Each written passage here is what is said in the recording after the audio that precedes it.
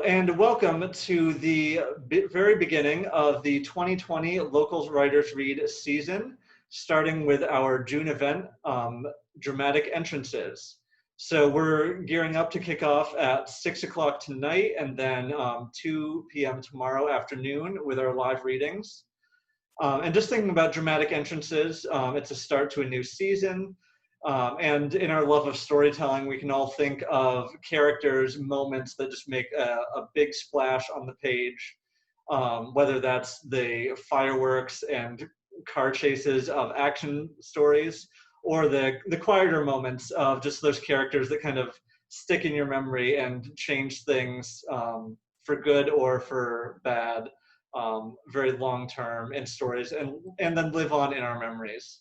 So we've got 5 readers lined up who will be playing with this theme in very different ways. And we're so glad that you are here to join us for it. Yes. Shall I talk about our lineup? Yes. All right.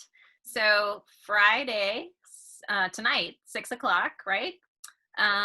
Josh, you are going to read with Jenny O'Connell, right? Yeah.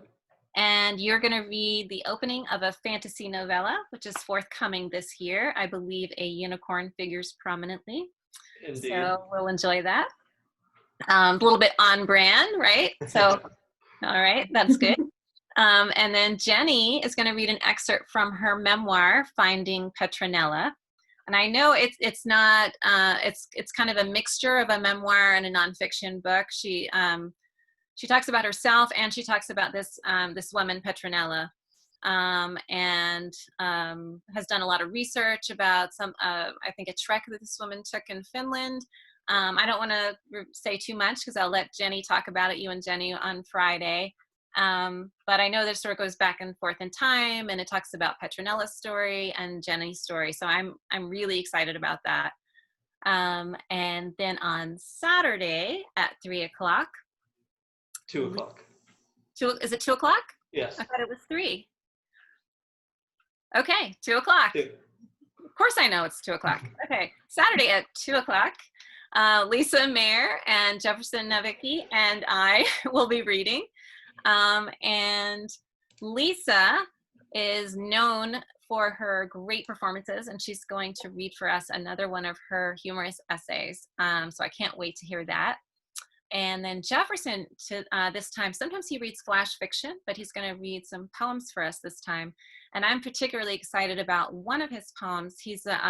Jefferson is an archivist, and he works at the main women's writers collection at the UNE.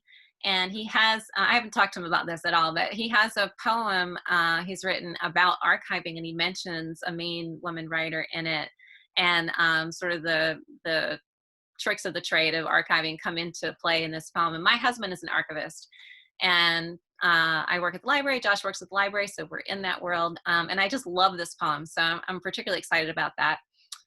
And then I will read probably some of my flash fiction, I think, to be determined. So yeah, I'm really looking forward to it. Both Lisa and Jefferson are great friends of the series, have read for us several times. It's going to be a great lineup. So I will miss seeing everybody in person, but we're going to create our own Quiet City books online, aren't we, Courtney? Yes. I will also miss seeing everyone at the shop, watching everyone mingle and overhearing snippets of the conversations was always a lot of fun for me. But I am so glad that we still get to do this online and hear all the readings. This is such a good lineup. I'm so excited for the returning readers, some of my favorites. I'm so glad that this series is continuing online right now, because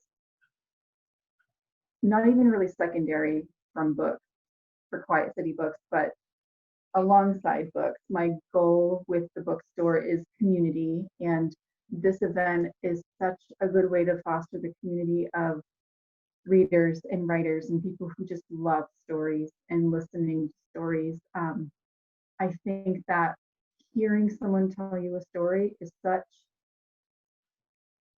a thing ingrained in us, probably from childhood. It's so soothing whether the story is soothing or not. It's such a good way to connect to that creative force of a person and to really rethink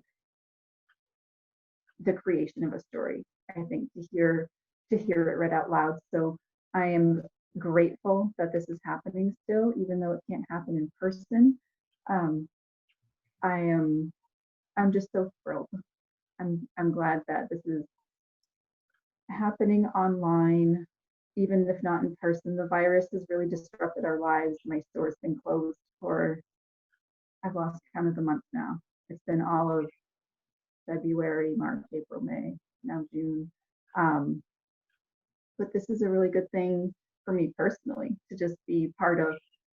For this time right now, I'm not a stay-at-home mom right now, so it's a nice little change. So I hope that everyone is feeling, energized by local writers read happening, even if it's not the normal way.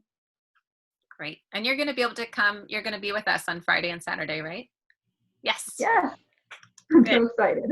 That's great. We'll have a chat afterwards. Yeah. Absolutely. Good. Yeah. So tune in live on Facebook Friday and Saturday, and stay tuned for more events to come in the months following.